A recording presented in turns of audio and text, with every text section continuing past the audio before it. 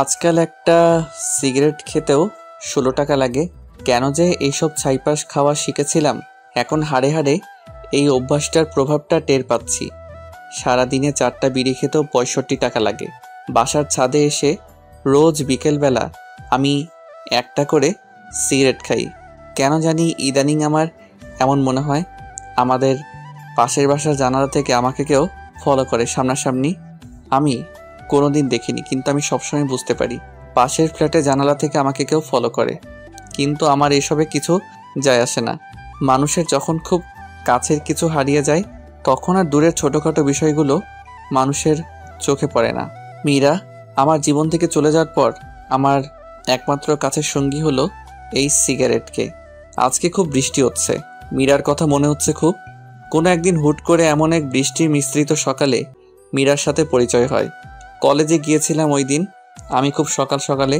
হঠাৎ করে আমার বান্ধবীর সাথে একটা নতুন মেয়ে আসলো। ক্লাসে পরিচয় পর্বের শেষে জানতে পারলাম ওর নাম মীরা। আমাদের ক্লাসে নতুন ভর্তি হয়েছে ট্রান্সফার হয়ে।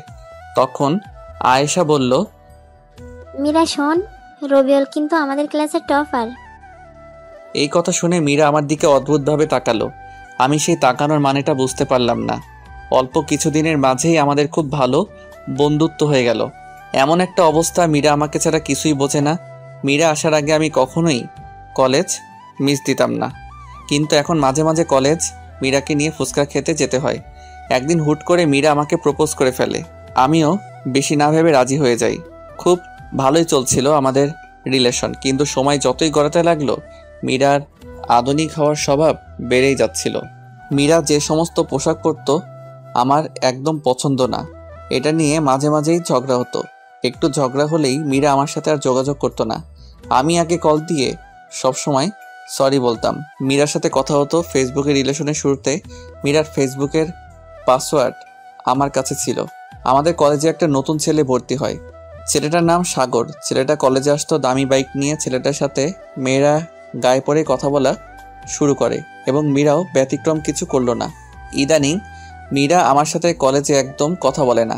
একদিন মীরা বলল, শোনো, আমি চাই না কলেজের সবাই আমাদের রিলেশনের বিষয়ে জানুক, তাই এখন থেকে আমি কলেজে তোমার থেকে দূরেই থাকতে চাই। আর তুমিও আমাকে এখন থেকে কলেজের ভেতরে ডাকাডাকি করবে না।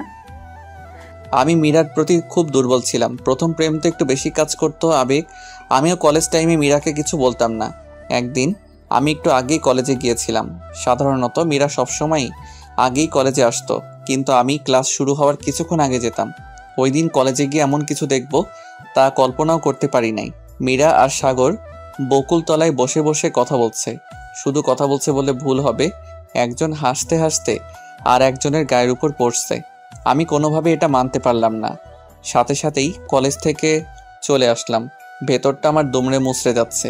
মীরা কেমন করে সাগরের মতো ছেলের সাথে এভাবে কথা বলবে? কোনো ধরনের সম্পর্ক ছাড়া এভাবে কেউ কথা বলতে পারে না। তাই ভাবতে লাগলাম। রাতে মীরাকে মেসেজ দিলাম, কিন্তু রিপ্লাই দিচ্ছে না। কল দিলাম, কল ধরছে না।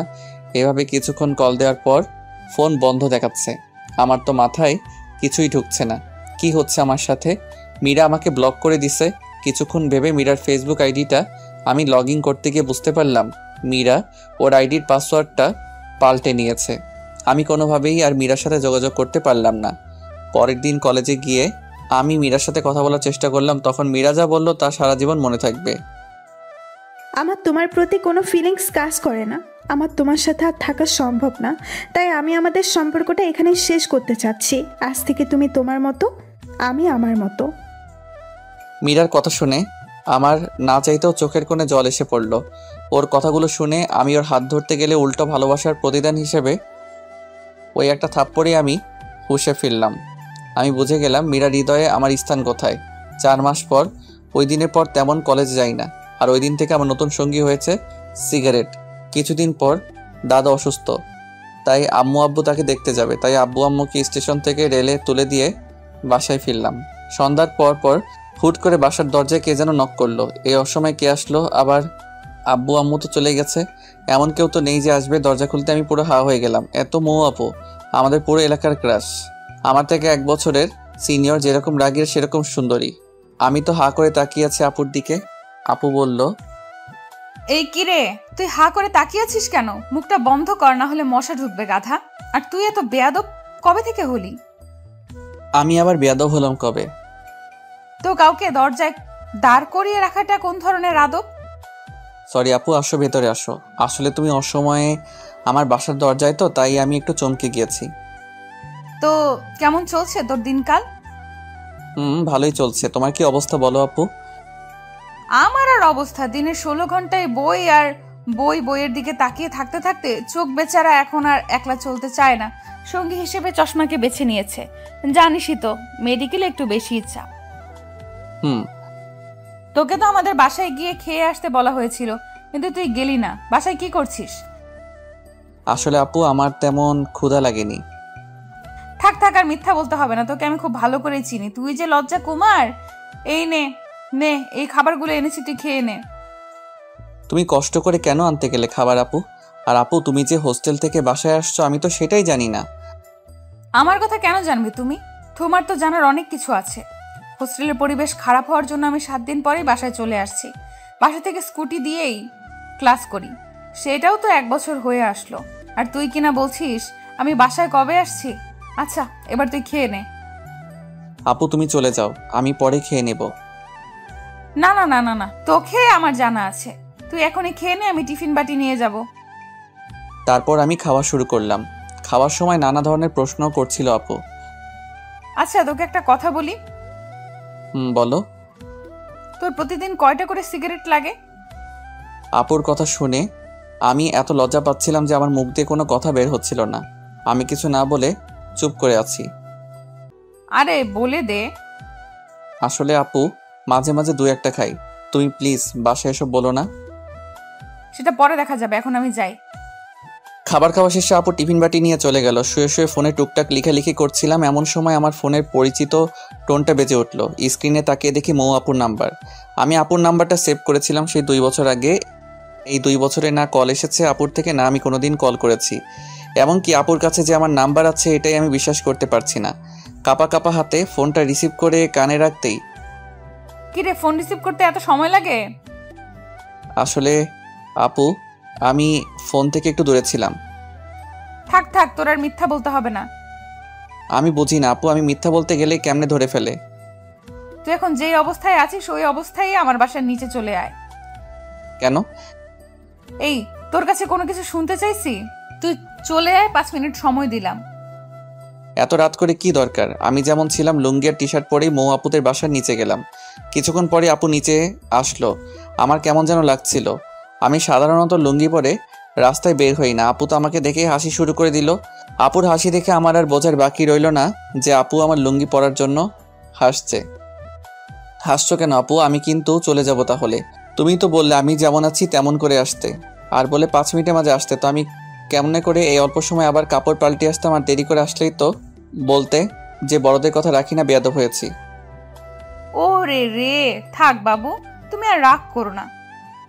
আপু আমাকে একদম বাবু বলবা না, আমি এখন ছোট না। থাক থাক, আর বলবো না বাবু। আপু এখন কিন্তু আমি চলে যাব। এই, তোর কিন্তু সাহস অনেক বেড়ে গেছে। এখন একটা রিক্সা নিয়ে আয়। এত রাত করে রিক্সা কই পাবো? আমার কিছু অ্যাসাইনমেন্ট কালকে জমা দিতে হবে, আর সেগুলো আমার এক বান্ধবীর বাসা থেকে আনতে হবে। মহা ঝামেলায় পড়ে গেলাম তো। আপু এই রাত করে রিক্সা পাওয়া পসিবল না। তুমি তোমার স্কুটিটা বের করো। যাক, তোর মাথা থেকে জীবনে প্রথম ভালো কোনো আইডিয়া বের হলো। তুই দাঁড়া, আমি 1 মিনিটে স্কুটিটা বের করে নিয়ে আসি। কিছুক্ষণ পর আপু স্কুটিটা নিয়ে বের হলো। আপু একটা কথা বলি? বল। আমি ড্রাইভ করি। আচ্ছা, এনে ধর। সত্যি বলতে আমি জীবনে কখনো কোনো লেডি বাইকের পেছনে বসিনি, আর বসতেও চাই না। মেয়ে মানুষের ড্রাইভিংয়ে আমি কমফোর্ট ফিল করি না। আমি ড্রাইভ করছি, আপু আমার পেছনে বসে আছে। এলাকা থেকে বের হওয়ার সময় মোড়ের টং দোকানে এলাকার উঠতি বসে ছেলেদের চোখ আমাদের এড়ালো না। সবাই হা করে তাকিয়েছিল। কিছুক্ষণ পর আপুর বান্ধবীর বাসার সামনে এসে উপস্থিত হলাম আমরা। আপু আমাকে বাইরে দাঁড় করে রেখে চলে গেল তার বান্ধবীর বাসায়। আমাকে যাওয়ার জন্য জোর করলেও আমি গেলাম না। প্রায় 20 মিনিট পর আপু বের হলো বাসা থেকে। এত দেরি করলো কেন? কিছু পেজ লেখার বাকি ছিল, সেটা লেখার জন্য দেরি হলো। আচ্ছা এবার চলো। চল। কিছুক্ষণ যাওয়ার পর হুট করে আপু বলল, রবিউল বাইক থামা। আমি বাইক থামালাম। কেন থামাতে বললে আপু? চল ফুচকা খাই। এখন এই রাত করে ফুচকা খাবে তুমি? আমরা দুজনই খাবো। আসলে রবিউল জানিস, আমি জানি না আমি দেখতে কতটা ভালো বা খারাপ, কিন্তু জানিস ফুটপাতে বা কোথাও গিয়ে কিছু খেতে চাইলে হয়তো ছেলেরা টিস করবে, আর সেটা না হলে এমন ভাবে তাকিয়ে থাকবে যেন খাবারের বদলে আমাকে গিলে খাবে। তার জন্য ইচ্ছে থাকা সত্ত্বেও বেশিরভাগ সময়ই বাইরের কোনো কিছু খাই না আমি। এখন তুই আছিস পাশে, প্লাস লোকজনও নেই তেমন, তাই খেতে ইচ্ছে হলো। আচ্ছা চলো আপু। আমরা দুজনে মিলে ফুচকা খেলাম। আপু খুব ফুচকা পছন্দ করে, সেটা আমি বুঝতে পারলাম। খাওয়া শেষ করে চলে আসলাম আমরা। আপুকে বাসায় নামিয়ে আমি চলে আসলাম আমার বাসায়। এসে আমি চলে গেলাম ছাদে। 5-7 ঘন্টা হয়ে গেছে সিগারেট থেকে দূরে আছি। খুব প্যারা হয়ে গেছে সিগারেটের জন্য। দুটো সিগারেট আর লাইটার নিয়ে চলে গেলাম। কেন জানি আজকে আপুর সাথে কথা বলার সময় বেশ কয়েকবার মীরার কথা মনে পড়েছিল আমার। ছাদের এক কোণায় দাঁড়িয়ে সিগারেট মাঝের তামাক পাতাগুলোকে পুড়িয়ে ধোঁয়াগুলো হৃৎপিণ্ডের চারপাশ দিয়ে ঘুরিয়ে সেগুলোর সাথে মীরার স্মৃতিগুলোকে বাহিরে বের করে আকাশের দিকে তাকিয়ে হাওয়াতে মিশিয়ে দিচ্ছি। মধ্যরাতে আমি রুমে আসলাম। এই মধ্যরাতটা খুবই অদ্ভুত। আমরা সবাই মধ্যরাত বললেও এই মধ্যরাত মানে হচ্ছে একটা রাতের শেষ আর একটা দিনের শুরু। এরকম অনেক মধ্যরাত যে নির্ঘুম পার করেছি। সকালবেলা দরজায় কড়া নাড়ার শব্দে আমার ঘুম ভাঙলো। দরজা খুলতেই আমার চোখ তো পুরো আটকে গেল। মৌ আপুকে মেডিকেল কলেজের ড্রেসে দেখে আমি পুরো হা হয়ে তাকিয়ে আছি। এই আবার হা করে তাকিয়ে আছিস কেন? গলা দিয়ে মাছি ঢুকবে। আসলে আপু তোমাকে খুব ভালো লাগছে কলেজ ড্রেসে। হয়েছে হয়েছে, এত বেলা অবধি ঘুমানো স্বাস্থ্যের জন্য খারাপ। আপু জানি আমি ভালো ভালো কাজ করলে যে সবকিছু আমার সাথে ভালো হবে সেই কথা আমি বিশ্বাসী না। আচ্ছা আচ্ছা, তোর এই কাপ্রিক কথা আমাকে বলতে হবে না। এই নে তোর খাবার, তাড়াতাড়ি খেয়ে নে। এখন খাবো না, তুমি কলেজ চলে যাও, আমি পরে খেয়ে নেব। না, তুই এখনই খেয়ে নে। আমাকে আজকে কলেজে তোকে ড্রপ করতে হবে। আমার স্কুটির চাকায় প্যারেক ঢুকেছে, তাই তুই তো জানিসই গাড়ি ধরে যেতে চাইলে আমি আর কলেজে পৌঁছাতে পারবো না। ইচ্ছে থাকা না সত্ত্বেও এখন আমাদের কলেজ ধরেই মৌ মেডিকেল কলেজের সামনে দিয়ে নিয়ে যেতে হবে। 4 মাস যাবৎ আমি শহরে বের হই না, ভালো লাগে না লোকালয়ে এখন আর আমার। সত্যি বলতে আমি আর আমাদের কলেজে যেতে চাই না। তার বড় কারণ হলো মীরা আর আমার অসংখ্য স্মৃতি রয়েছে ওই কলেজের সাথে। খাওয়া দাওয়া করে রেডি হয়ে মৌ আপুকে নিয়ে বের হলাম। সাথে আমার আব্বুর দেওয়া ডিসকভার 100cc গাড়িটি। নিজের বাইক থাকার জন্য আমি মাঝে মাঝে বাইক নিয়ে যেতাম কলেজে, কিন্তু কম দামি হওয়ায় মীরা কখনো আমার বাইকে চড়েনি, আমিও কখনো জোর করিনি। আমার নিজেরও কিছুটা লজ্জা লাগতো। কলেজের সবারই প্রায় দামি দামি বাইক, আর সেখানে আমার এত কম দামি বাইক। আমি নিজেও তাই কলেজে খুব বেশি নিয়ে যেতাম না বাইক, বাস ধরে যেতাম কলেজে। অনেক দিন পর আমার বাইক বের করলাম। আব্বু খুব যত্নে রাখতো বাইকখানা। আপুকে নিয়ে কলেজের উদ্দেশ্যে রওনা দিলাম। বাইকের মিটার 50-এর আশেপাশে, স্বাভাবিকভাবে চালাচ্ছিলাম বাইক। আচ্ছা রবিউল, একটা কথা বলবি আমায়? তোর মনে ঠিক আমার সম্পর্কে কি ভাবনা আছে? ঠিক বুঝতে পারলাম না আপু, তোমার সম্পর্কে কি ভাবনা থাকবে আর? মানে আমি তোর কাছে মানুষ হিসেবে কেমন? তুমি একটু রাগী, কিন্তু মনটা খুব ভালো তোমার। বেশ কিছুক্ষণ পর আমি আমার কলেজের সামনে গিয়ে আটকে গেলাম রাস্তায় জ্যামের জন্য। বেশ কিছু বন্ধুর সাথে রাস্তায় দেখা হলো। আমার পেছনে মৌ আপুকে দেখে তো সবাই জেলাস ফিল করছিল। খুব কাছের কয়েকজন বলে দিল, দোস্ত তাহলে ডক্টরের সাথে হয়ে গেল। এরকম কমেন্ট আমি লজ্জায় মাথা তুলতে পারছিলাম না। আপুর দিকে তাকিয়ে দেখে উনি মুচকি মুচকি আসছে। সামনে একটা বাসের চাকা ফেটে গিয়েছে। কমপক্ষে 20 মিনিট তো লাগবেই। যেখানে বাঘের ভয় সেখানেই রাত হয়। দেখে আমার বন্ধু রাতুল আসছে। আমাকে পচানোই ওর সবচেয়ে প্রিয় স্বভাব। দোস্ত, তুই এখানে আটকে আছিস? আর ওইদিকে পুরো কলেজের তো এখন টপ নিউজ তোর ডক্টর গার্লফ্রেন্ড। তা দোস্ত, ভাবি কিন্তু দেখতে আগুন সুন্দরী। এতদিন তাহলে কলেজে না আসে ভাবিকেই সময় দিতে ভালোই। তো ভাবির সাথে একটু পরিচয় করিয়ে দে, নাকি সেটাও দিবি না? আমি কিছুই বলতে পারছি না। ভাবি, আমি রাতুল। আমি রবিউল, একই সাথে একই বিভাগে পড়ছি। আমি মৌ, এখন ঢাকা মেডিকেল কলেজে পড়ছি। মনে মনে তো সে আল্লাহকে ডাকছি। এখন যদি আপু বলে দেয় সে আমার বড় বোন, তাহলে লজ্জায় মাথা কাটা যাবে। আচ্ছা ভাবি, আপনাদের সম্পর্ক কতদিনের? এই তোর এখন এসব জানতে হবে না। রাস্তায় দাঁড়িয়ে কেউ এসব কথা বলে, এখন সময় নেই। আরে দোস্ত, এমন করিস কেন? রাস্তায় তো জ্যাম, আর কতদিন তোর সাথে কথা হয় না। মনে চাইতেছে রাতুলকে কলেজের পুকুরে যদি চুবাইতে পারতাম। আমরা রিলেশনে গিয়েছি 4 মাস হলো প্রায়। আর কিছু জানার আছে কি রাতুল? না ভাবি, আর কিছু বলার নেই। সময় করে একদিন আমাদের ক্যাম্পাসে আসবেন, কিন্তু অনেক আড্ডা দিব। সময় পেলে অবশ্যই আসবো একদিন। হারামজাদা, তোর ভাবি বলার স্বাদ যদি না মিটাই তো আমার নাম রবিউল না। হারামি, তুই আমারে এমন অবস্থায় ফেলেছিস সেটা আমি জানি। জ্যাম ছেড়ে গেছে। রাতুলকে বিদায় জানিয়ে আমি বাইক স্টার্ট দিয়ে আপুকে নিয়ে মেডিকেলের দিকে ছুটলাম। আমার লজ্জার ঘোর এখনো কাটেনি, একদম চুপ করে আছি। কিরে, তোর কি কথা বলা বন্ধ হয়ে গেল নাকি? আসলে আপু সরি, প্লিজ তুমি কিছু মনে করো না। আসলে কলেজের বন্ধুরা এমনই, তিলকে তাল বানিয়ে ফেলে। সেটা আমি বুঝেছি। ধন্যবাদ আপু, তুমি অনেক মিথ্যা বলে হলেও আমার মানসম্মানটা বাঁচিয়ে দিছো। আপুর কলেজের সামনে এসে গিয়েছে, আপুকে নামিয়ে দিয়ে চলে আসলাম। বাসায় এসে শুয়ে আছি, ফোনে আম্মুর সাথে কথা হলো। দাদার অসুখ নাকি আরও বেশি, ওনাদের আসতে ভালোই সময় লাগতে পারে। আমিও তেমন কিছু বললাম না। আপুর সাথে এই 2 দিন সঙ্গ দিয়ে আমার মনটা কিছুটা হালকা হয়েছে। অনেকদিন পর বই নিয়ে বসলাম। বিগত 4 মাসে বইয়ের সাথে সম্পর্ক বিচ্ছেদ ছিল। টানা 4-5 ঘন্টার মতো পড়লাম। হুট করেই মৌ আপুর কথা মনে হলো। আপুকে তো আমি রেখে আসছি কলেজে। আপু যদি আসার সময় গাড়িতে করে আসতে চায় তাহলে অনেকগুলো বাস পাল্টিয়ে আসতে হবে, অনেক টাইম লেগে যাবে। কেন যেন আমার অবচেতন মনের কথা শুনে আমি বাইক নিয়ে চলে গেলাম আপুকে নিয়ে আসার জন্য। আপুর কলেজের সামনে গিয়ে দেখি 3টা 20 বাজে। বেশ কিছুক্ষণ ওয়েট করার পর আপুকে দেখতে পেলাম। আপু কিছুটা দূর থেকে আমাকে দেখে একটা তৃপ্তির হাসি দিল। আপুর হয়তো আমাকে দেখে অবাক হলো। কিরে, আবার কি মনে করে এসেছিস? কেন, এসে কি তোমাকে ঝামেলায় ফেললাম নাকি? আমি কি তোকে বলছি নাকি তুই এসে আমায় ঝামেলায় ফেলেছিস? তুই অনেক দায়িত্বশীল হয়ে গিয়েছিস দেখা যাচ্ছে। আপুকে নিয়ে আসার সময় আপু বাইক থামিয়ে হোটেলে খাবারও খাওয়ালো আমায়। আপু হয়তো আমার চেহারা দেখে বুঝেছিল আমি দুপুরে খাবার খাইনি। যদিও আমি বাহিরের খাবার খুব একটা খাই না, কিন্তু আপুর জোরাজোরিতে তবুও খেতে হলো। আপুকে বাসার সামনে নামিয়ে দিয়ে আমি চলে আসলাম বাসায়।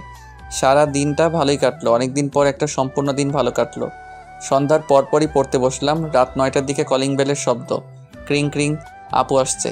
আপু টিফিনের বাটিটা আমার হাতে দিয়ে বলল, যা তাড়াতাড়ি একে গরম গরম খাবার খেয়ে নে।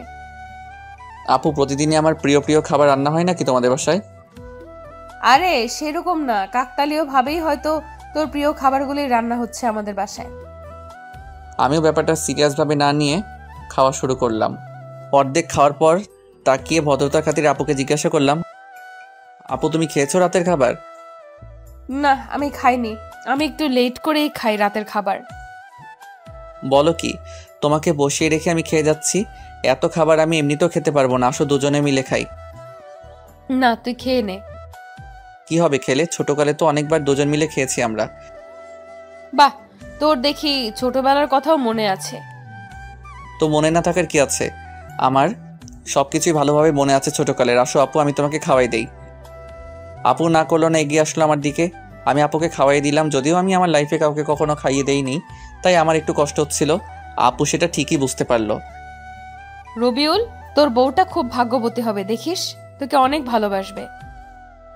আপুর কথা শুনে লজ্জা পেলাম আমি খুব। খাওয়া শেষ করে আমি আর আপু আরও বেশ কিছুক্ষণ গল্প করলাম। গল্প করতে করতে ঘড়ির দিকে তাকিয়ে দেখে 11টা বেজে গিয়েছে। আপু অনেক রাত হয়ে গিয়েছে, চলো তোমাকে তোমার বাসায় দিয়ে আসি। আপুকে বাসায় দিয়ে পর্যন্ত পৌঁছে দিতে গিয়ে কাকা কাকির সাথে দেখা হলো। কেমন আছো রবিউল তুমি? ভালো আছি, আপনারা কেমন আছেন? এই তো বাবা, আছি ভালোই। তুমি একদমই তো ভুলে গিয়েছো আমাদের। ছোটকালে সারাদিন থাকতে ময়ের সাথে, এখন বড় হয়ে বছরে একবারও আসতে পারো না। আমরা তো তোমাকে নিজের ছেলের মতনই দেখি। আসলে কাকি তেমন না, পড়াশোনার চাপে আমি বাসা ছেড়ে খুব কম বের হই। আর বোঝাতে হবে না, আজকে রাতে এখানেই থাকো। বাসায় তো কেউ নেই, আর বাসায় যেতে হবে না। এমন ভাই বললো কাকি, আমি না করেও কাজ হলো না। একটু ফ্রেশ হয়ে শুয়ে পড়লাম। ঘুম ঘুম ভাব হতে আপু আসলো রুমে। কিরে, তুই দরজা না লাগিয়ে ঘুমিয়েছিস? দরজা লাগানোর কথা মনে ছিল না।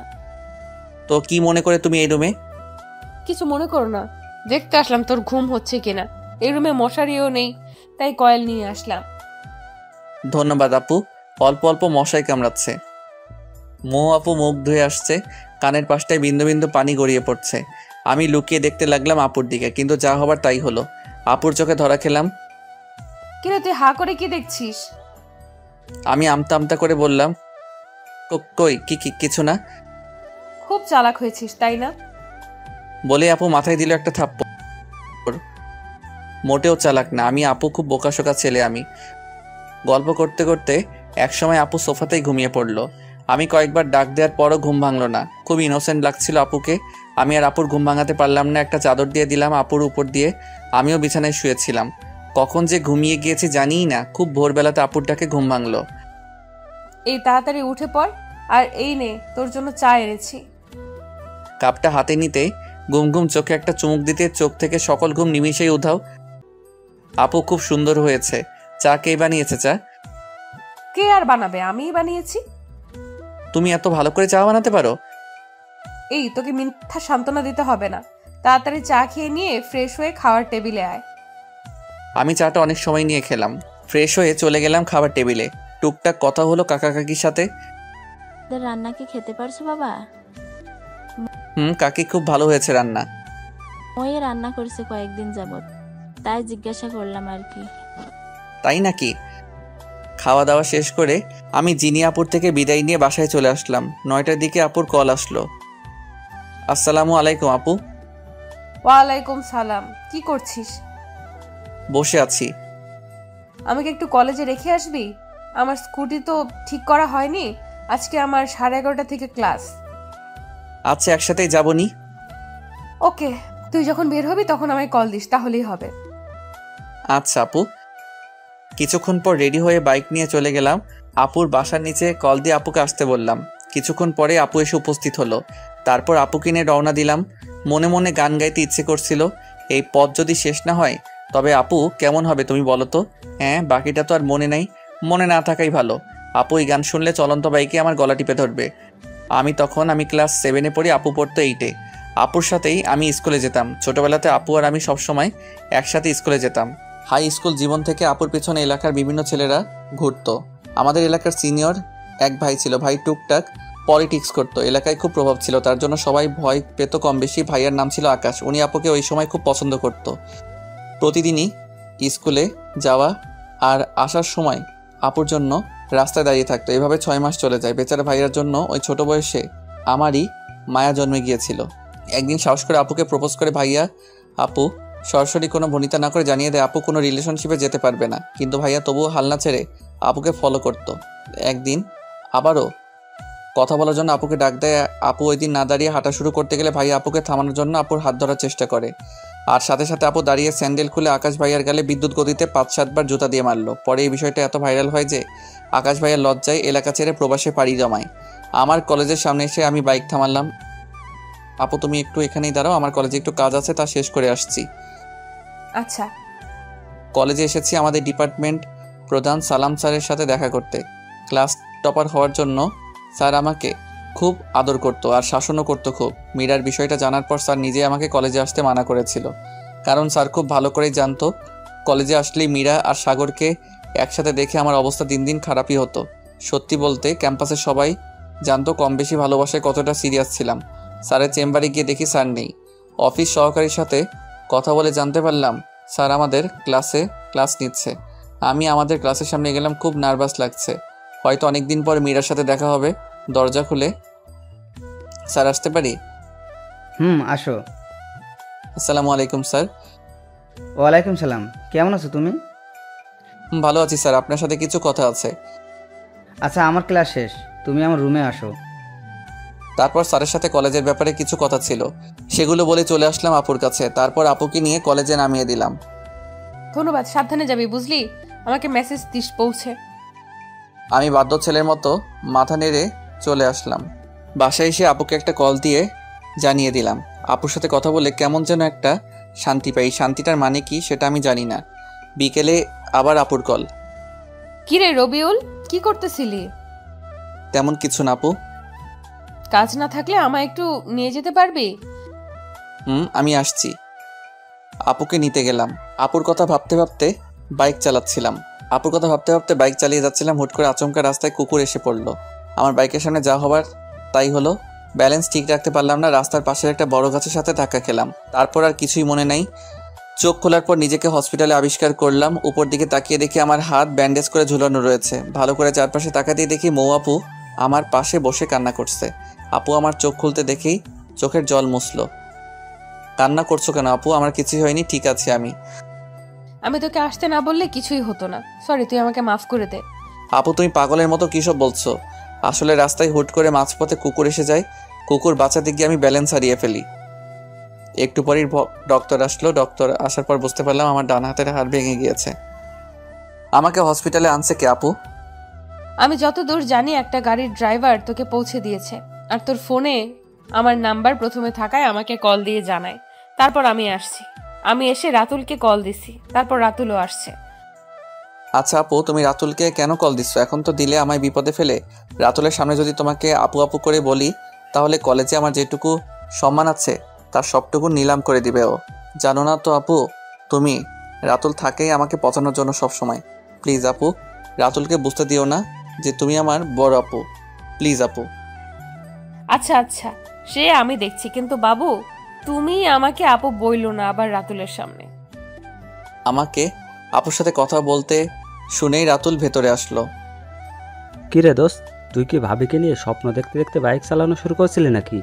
সামান্য কুকুরের সঙ্গে ধাক্কা লেগে এই অবস্থা। বড় কোনো গাড়ি থাকলে তো কথাই ছিল না। হারামি, তুই কি আমাকে দেখতে এসেছিস নাকি আমাকে আরো খোঁচাতে এসেছিস? আরে না রে দোস্ত।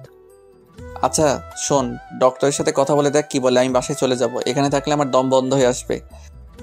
তোর দম বন্ধ হলেও 7 দিনের আগে রিলিজ দিবে না কোনোভাবেই। শরীরের অনেক জায়গায় কেটে গিয়েছে। যেখানে বাঘের ভয় সেখানে রাত হয়। আমার সবচেয়ে অপছন্দের জায়গা হলো হসপিটাল। আচ্ছা তুই থাক দোস্ত, আমি সন্ধ্যার দিকে আবার আসবো তোদের জন্য খাবার নিয়ে। আরে ভাই, তোর খাবার আনতে হবে না, তুই ফ্রি থাকলে এমনি আসিস। তুই এখন চুপ করে রেস্ট কর, তোর কিছু বলতে হবে না। ভাবি আমি গেলাম তাহলে, আমার বন্ধুর খেয়াল রাখেন ভালো করে। মোয়াপো মাথা নাড়িয়ে শুধু হুম হুম বলল। রাতুল চলে যেতে আমি হাঁপ ছেড়ে বাঁচলাম। ও থাকলে কথা বলতে বলতে আমাকে জ্বালিয়ে মারতো। আপু একটা কথা বলি? বল। আমার তো আপু হসপিটালে থাকলে দম বন্ধ হয়ে আসবে। তুমি তো হবু ডক্টরই, দেখো না ডক্টরের সাথে কথা বলে কিছু করে আমাকে বাসায় নিয়ে যেতে পারো নাকি? আচ্ছা দেখছি তুই এত অস্থির হচ্ছিস কেন। তুই একটু শুয়ে থাক, আমি দেখি ডক্টরের সাথে কথা বলে আসি, দেখি কিছু করা যায় নাকি। বেশ কিছুক্ষণ পর আপু আসলো রুমে।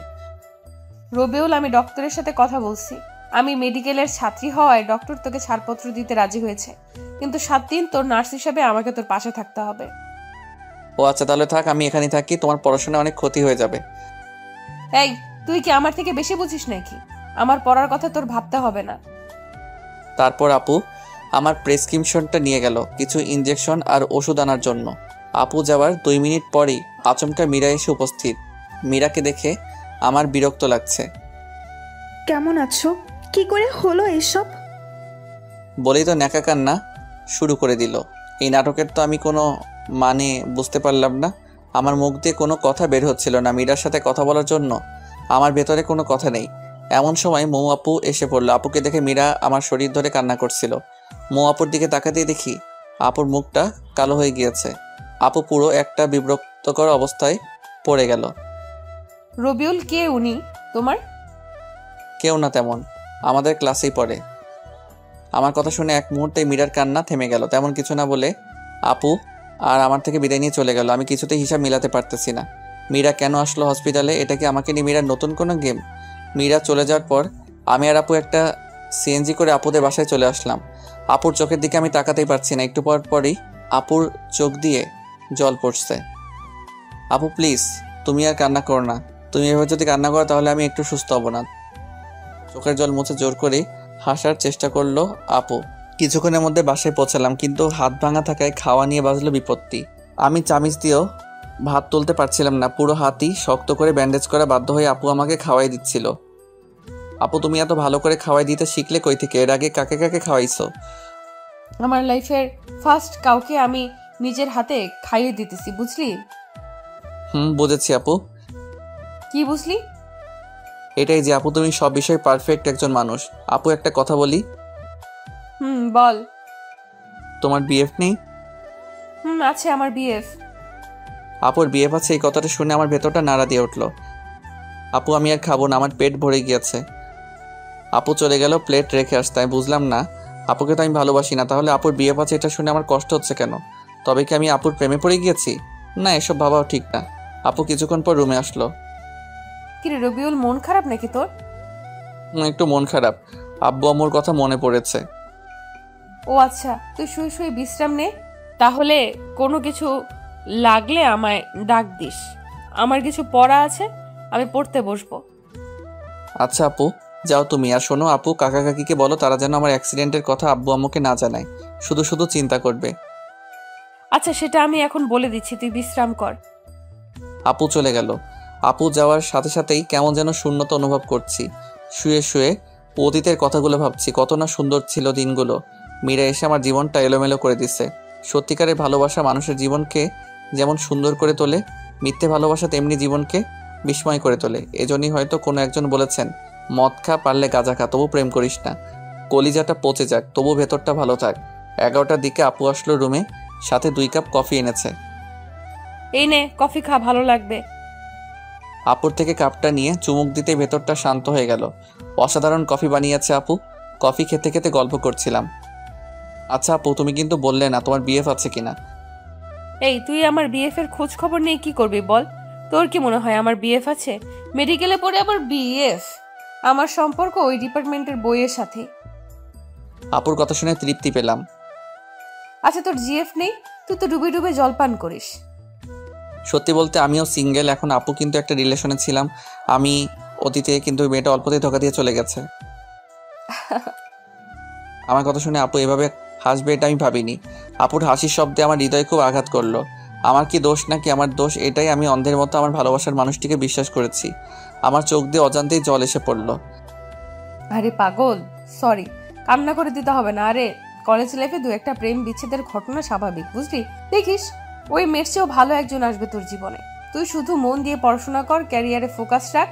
এখন নতুন করে আর রিলেশনে জড়াস না। আর বেশ কিছুক্ষণ গল্প করে আপু আমাকে গুড নাইট জানিয়ে চলে গেল। আমিও ঘুমিয়ে পড়লাম। আপু চলে যাওয়ার পর বেশ কিছুক্ষণ আপুকে মিস করলাম। ধীরে ধীরে আপুর সাথে ক্লোজ হয়ে যাচ্ছি। খুব ভালো লাগে আপুর সঙ্গ। এখন আমার আপুর সাথে যতক্ষণ থাকি একবারের জন্য মীরার কথা মনে হয় না আমার। পরের দিন সকালে কাকি আর মৌ আপু ঝগড়া হচ্ছিল। আমি অবশ্য ঝগড়ার কারণ বুঝতে পারলাম না, শুধু বুঝতে পারলাম আপু যেন কি নিয়ে কাকির সাথে তর্ক করছিল। ভদ্রতার জন্য আমি রুমে ছিলাম চুপচাপ। আপু আমাকে সকালে খাবার খাইয়ে দিয়ে চলে গেল কলেজে। তেমন কোনো কথা বলল না আপু। আমি ভালো করে বুঝতে পারলাম আপুর মন খারাপ। আমিও তাই কিছু জিজ্ঞাসা করলাম না। শুধু মন খারাপ হলে এক কথা, আপুকে দেখে স্পষ্ট বোঝা যাচ্ছে অনেক রেগেও আছে আপু। আপু চলে গেল কলেজে। আপু চলে যাওয়ার পর কাকির সাথে কথা বলে বুঝতে পারলাম মৌ আপুর বিয়ের কথা চলছে। বিয়ের অনেক আগে থেকেই ঠিক প্রায়, কিন্তু আপুর জন্য হয়নি। এসএসসি থেকে কাকা কাকি জোর করছে বিয়ের জন্য, কিন্তু আপু পড়াশোনার অজুহাত দেখিয়ে 3 বছর যাবৎ বিয়েটা আটকে রেখেছে। যে ছেলের সাথে বিয়ে ঠিক সে আপুর খালাতো ভাই। আমেরিকান প্রবাসী, বিয়ের পর হয়তো আপুকেও সাথে করে নিয়ে যাবে। আপুকে আমেরিকার একটা মেডিকেলে ভর্তির ব্যবস্থা করে দিবে। কাকির সাথে কথা বলে আমার ভেতর থেকে যেন শক্তি হারিয়ে গেল। আপুর সংস্পর্শে এসে আমি অনেকটা স্বাভাবিক জীবনে ফিরেছি। আর আপুকে এত তাড়াতাড়ি হারিয়ে ফেলবো এটা আমি কল্পনাও করিনি। সারাটা দিনই রুমে শুয়েছিলাম। ঘুমানোর অনেক চেষ্টা করলেও মোটেও ঘুমাতে পারলাম না। বিকেলবেলায় একটু ছাদে গেলাম। ফোনটায় গান বাজিয়ে আমি বসে বসে সূর্যাস্ত দেখছিলাম। এমন সময় হুট করে আপুর ডাকে হুঁশ ফিরল। কিরে, ছাদে কি করছিস একা একা? আমি তোকে সারা বাসা খুঁজে ক্লান্ত হয়ে গিয়েছি। তা তোর কি মন খারাপ নাকি? না, মন খারাপ নেই, এমনি বসে আছি একটু। সকালে কাকির সাথে কি নিয়ে ঝগড়া করলে? যদিও আমি জানি কি নিয়ে আপু ঝগড়া করেছে, তবুও আপুর থেকে শোনার জন্য জিজ্ঞাসা করেছি। ও, ভালো কথা মনে করেছিস। তোকে একটা কথা বলি, কাউকে বলিস না। আচ্ছা আপু বলো। আমার বিয়ে ঠিক করেছে আম্মু আব্বু। 3 বছর অনেক কষ্টে আটকে রেখেছি, কিন্তু এবার আর পারবো না রে। আমি হয়তো বিয়ের আগে কোনো পাগলামি করে ফেলতে পারি। তুই কথা দে, আমি যাই করি না কেন তুই আমাকে সাহায্য করবি। আপু এমনভাবে বললো আমি না করতে পারলাম না। আপুকে কথা দিয়ে ফেললাম। যাক, ভালোই লাগছে। আপু তাহলে কোনোভাবে হয়তো নিজের বিয়েটা আটকে দিবে। 10 দিন পার হয়ে গিয়েছে। আজকে আমার ব্যান্ডেজ খুলে দিল আপু। আমি এখন পুরোপুরি সুস্থ। আম্মুর সাথে কথা হয়েছে। আমি বলেছি তোমরা আরও কিছুদিন থাকো, আমার কোনো প্রবলেম হচ্ছে না। আপুদের বাসা থেকে আমরা আমার বাসায় চলে আসছি। ভালোভাবে চলছিল দিন। টুকটাক খোঁজ খবর আপুই নেয় আমার, আর খাবার তো আপুই দিয়ে যায়। এর মধ্যে একদিন রাত 2টায় আপুর কল। আমি একটু ভয় নিয়ে রিসিভ করলাম। এত রাতে আপু কি মনে করে কল দিলা? এই তোকে কয়বার কল দিছি দেখ হারামি, 22 বার কল দিছি এইবার দিয়ে। সরি আপু, আমি ঘুমেছিলাম। আচ্ছা আচ্ছা, কি হয়েছে আপু বলো? কিছু হয়নি, দরজা খুল তাড়াতাড়ি। মানে বুঝতে পারলাম না। এই দরজা খুলতে বলছি তোকে, খুলবি নাকি মার খাবি? আমি কিছুটা অবাক হয়ে দরজা খুললাম। খুলেই তো কারেন্টের শক খেলাম। আপু একটা ব্যাগ নিয়ে দাঁড়িয়ে আছে। ভেতরে ঢুকে আমাকে যা বললো তা শোনার জন্য আমি মোটেও প্রস্তুত ছিলাম না। এই তাড়াতাড়ি তোর কিছু প্রয়োজনীয় কাপড় গুছিয়ে নে, আমি বাসা থেকে পালিয়েছি। আমার মাথায় কোনো কিছুই কাজ করছিল না। কি হলো, কথা কানে যায় নাই? আপুর থাপ্পড়কে হুঁশে ফিরলাম। ব্যাগ গুছিয়ে নিয়ে বাসা তালা দিয়ে বের হলাম। এখন আমি আর আপু রেল স্টেশনে দাঁড়িয়ে আছি। আমি এখনো জানি না আপু কই যাবে। চারিদিকে শুনশান নীরবতা।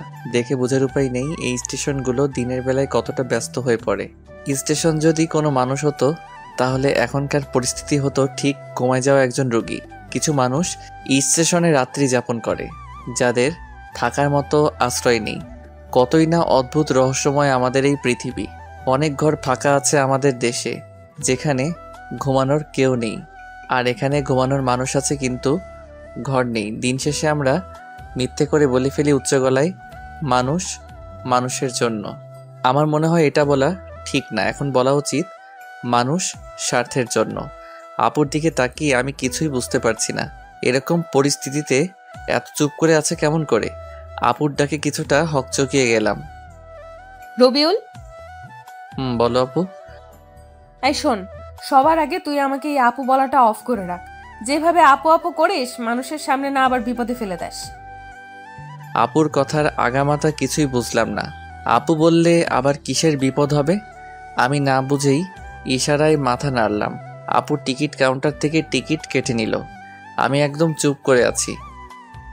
এই নে রবিউল, টিকিটগুলো তোর কাছে রাখ। টিকিট হাতে নিয়ে বুঝতে পারলাম আমরা সিলেট যাচ্ছি। ঘড়ির দিকে তাকিয়ে দেখি 3:40 বাজে।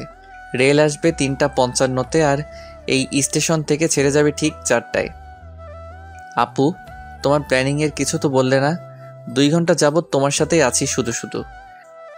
শোন, এখন কোনো কথা নয়, রেলে চড়ার পর আমি সব বলবো। আমি শুধু মাথা নাড়ালাম। আমরা দুজনে মিলে রেলে চড়লাম। আমরা ভিআইপি কামরায় উঠেছি। আমরা বাদে পুরো কামরায়, কয়েকজন কাপল বাদে পুরো কামরাই ফাঁকা ছিল। একটা হুইসেল দিয়ে চালু হলো রেল। রেল চালু হতেই আপু মনে হয় হাফ ছেড়ে বাঁচল। আচ্ছা আপু, এখন বলো তোমার পুরো প্ল্যান কি? তুই কি কিছুটা জেনেছিলি আগেই? আম্মু আর আব্বু আমার উপর জিদ করে কোনো ধরনের অনুষ্ঠান না করে আজকে আমাকে বিয়ে দিয়ে দিত। আমি রাজি না হলে জোর করে দিত বিয়ে আজকে আমাকে। আমি কোনো উপায় না পেয়ে রাতে বাসা থেকে লুকিয়ে চলে আসছি। তাড়াহুড়োতে মাথায় কোনো বুদ্ধি আসছিল না, আর তোকে কল দিয়েও পেলাম না। কত চিন্তা হলো আমার জানিস। যখন তুই কল রিসিভ করছিলি না, তখন একেবারের জন্য মনে হচ্ছিল তুই কল না ধরলে নিজেই নিজের একটা ক্ষতি করে ফেলবো। আল্লাহর রহমতে তুই 22 বারেই রিসিভ করে ফেলেছিস। সরি আপু, আসলে আমি ঘুমিয়েছি 1টার দিকে, আর তুমি কল দিছো 2টার দিকে, তাই ধরতে পারিনি। আচ্ছা ঠিক আছে, সরি বলতে হবে না। তোর আসার সময় প্রয়োজনীয় কিছু কাপড় নিয়ে আসছি সাথে করে, আর আমার সাথে কিছু ক্যাশ টাকা ছিল 50,000, সেগুলো নিয়ে আসছি। টিউশনি করে জমাইছিলাম টাকাগুলো। কমপক্ষে 1 মাস বাসায় যেতে পারবো না আমি। বাসায় গেলেই বিয়ে কনফার্ম। আমি যতদূর জানি ভাইয়ার ছুটি 1 মাসের মতো। ভাইয়া চলে যাওয়ার পরে আমি বাসায় যাব। এই 1 মাস আমরা সিলেট থাকবো। এখন তোর কোনো আইডিয়া বা পরামর্শ থাকলে আমায় দে। আপু, তুমি তোমার ফোনের সিম খুলে ফেলে দাও, আর আমিও আমার সিম খুলে ফেলছি। সিম খুলে ফেলবো কেন আমরা? আসলে আপু, তুমি তো জানোই তোমার আব্বু কত প্রভাবশালী লোক। হয়তো কাল থেকে পুলিশের মাধ্যমে তোমাকে খোঁজা শুরু করবে। তখন এই সিম থাকলে আমরা খুব সহজেই ধরা খেয়ে যাব। তুই আসলে একটা জিনিয়াস। আপু আমাকে জিনিয়াস বলাতে আমি খুব খুশি হলাম, কিন্তু প্রকাশ করলাম না। রেল চলছে তার আপন গতিতে। আপুর 2 চোখ ভরে প্রচণ্ড ঘুম। 30 মিনিট পার হতে না হতে আপু ঘুমিয়ে গেল। আমার কাঁধে মাথা রেখেছে। কেন জানি বিষয়টাতে আমি খুব শান্তি পেলাম। পুরোটা জার্নিতে আপু ঘুমিয়েছে আমার কাঁধে মাথা রেখে। ঘুম থেকে উঠে একটাবার ধন্যবাদও দিল না। আপু মানুষটি কত নিষ্ঠুর। আপুর এই ঘুমের জন্য আমি 6 ঘন্টা টানা একভাবে বসেছিলাম। নড়াচড়া করার ফলে যদি আপুর ঘুম ভেঙে যায়, এই জন্য স্থির ছিলাম। 10টার দিকে আমরা সিলেট শহরে নামলাম। ঢাকার মতো এত ব্যস্ত না সিলেট নগরী। অনেক পরিষ্কার পরিচ্ছন্ন, দেখেই মনটা ভালো লাগলো।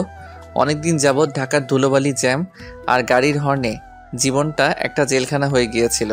অনেক দিন পর মুক্ত লাগছিল নিজেকে।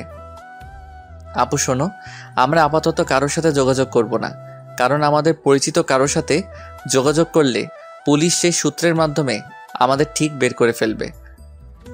আচ্ছা করবো না, এখন প্লিজ চল কোনো হোটেলে, আমার খুব ক্ষুধা লেগেছে। চলো। আমি আর আপু একটা হোটেলে গিয়ে কিছু খাবার খেয়ে নিলাম। খাওয়া দাওয়া করে আমরা কিছু হোটেলে যোগাযোগ করলাম থাকার জায়গার ব্যবস্থা করার জন্য, কিন্তু কোনোভাবেই সেটা পারলাম না ব্যবস্থা করতে। হোটেলে স্বামী স্ত্রী ব্যতীত এলাও না। পুরো বিপদে পড়ে গেলাম। চুপ করে বসে আছি আমি আর আপু একটা গাছের পাশে। আমার খুব চিন্তা লাগছিল, রাত হলেই বিপদ বেড়ে যাবে। এর মাঝে আমি আর আপু স্বামী স্ত্রীর পরিচয়ে বাসাও ভাড়া করতে চেষ্টা করছি, কিন্তু হয়নি সেই চেষ্টা সফল। সবারই এক কথা, বিয়ের ডকুমেন্ট ছাড়া কিংবা কারো রেফারেন্স ছাড়া বাসা ভাড়া দেওয়া হবে না। হুট করে আপু বলে উঠল, পেয়ে গিয়েছি আইডিয়া, চল তাড়াতাড়ি। কোথায় যাব? কিছু না বলেই বলছো যেতে। কাজী অফিস যাব আমরা। এখন বিয়ে করে নেব, তারপর একটা বাসা ভাড়া নেব। এত ঝামেলায় যেতে পারবো না। কি মেরে, আল্লাহ সামান্য বাসা ভাড়া নেওয়ার জন্য বিয়ে করে নিবে? তুমি এই বাসা ভাড়া নেওয়ার জন্য এখন বিয়ে করবে? কেন, তুই কি ভয় পাচ্ছিস নাকি? ঢাকায় গিয়ে আমি তোকে ডিভোর্স দিয়ে দিব, কেউ জানবেও না। বিয়ের কথা শুনে অবাক হলেও কিছুটা ভালো লাগলেও ডিভোর্স শব্দটা শুনে কেমন যেন শূন্যতা অনুভব করলাম। ভয় পাওয়ার কি আছে, তুমি যা ভালো মনে করো। চল। একটা রিক্সা করে কাজী অফিসে গেলাম আমরা।